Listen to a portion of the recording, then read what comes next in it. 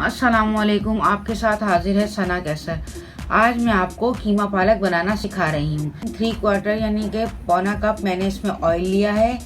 अब मैं इसमें साबित गरम मसाला, दालचीनी, छोटी इलायची है, 3 से 4 लौंगे, 7 से 8 काली मिर्चें और 2 से 3 दालचीनी की स्टिक्स, ये डालकर हम इसे फ्राई कर लेंगे।